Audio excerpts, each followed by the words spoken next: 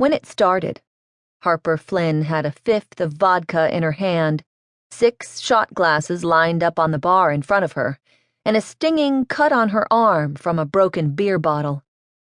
Music rained through the refurbished warehouse, a sheet of noise. Harper poured the martini into a chilled glass.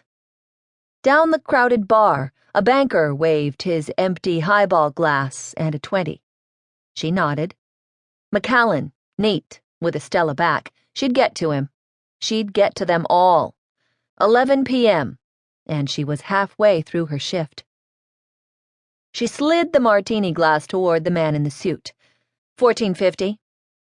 He frowned and shouted over the band, "For an ounce of vodka and an olive?" She smiled. "For turning you into James Bond." And for not spitting in it. The dance floor was a swerving mass of spangled people. On the walls, flat screens projected glossy music videos.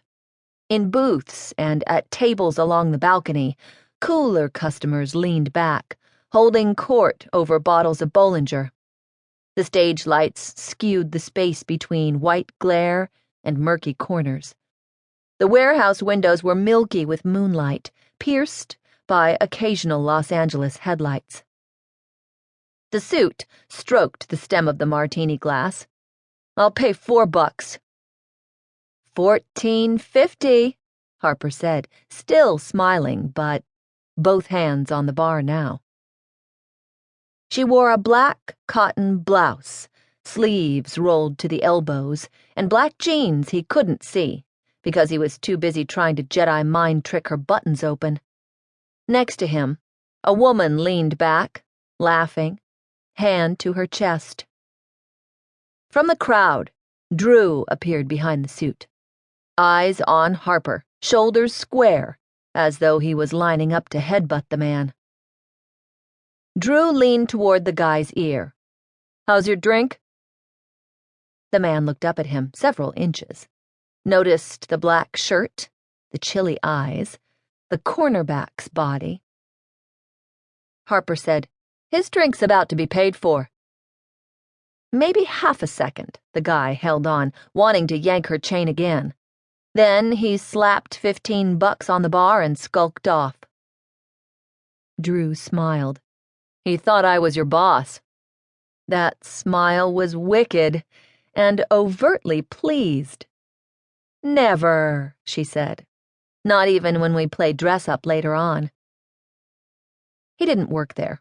He only worked his way under her skin, into her thoughts, her days, her nights. Now he was laughing. She nodded at the far end of the bar and walked down. He followed. He slid her employee swipe card into her hand. "Thanks." She clipped the card to her belt, quietly, her back turned to the club's CCTV camera.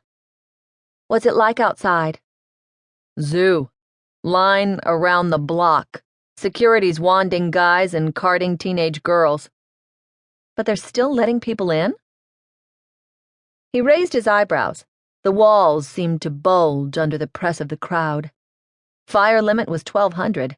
That many seemed to be clamoring for drinks. Harper said, "Your sister's not out there, is she?" He laughed. "Piper might be able to fake her way past security, but she knows you're working. You're scarier than any bouncer." "That's my motto. Now buy a drink. And tip me big." Drew had borrowed her swipe card so he could avoid the hassle of security at the front entrance when he came back in. He eyed the bottles arrayed behind her. She added, "And no, you may not challenge me to mix the worst drink possible. I will not serve you an antifreeze or a brain tumor." "An old-fashioned," he said. She wiped her hands on her apron. "Bourbon or rye?" "What's the most old-fashioned?" She set a glass on the bar. "You stir it for 18 minutes to muddle the drink." She dropped in a sugar cube, added Angostura bitters and water, and stirred with a spoon. That's how Al Capone demanded it. She filled the glass with wild turkey, shoveled in ice cubes, and nudged the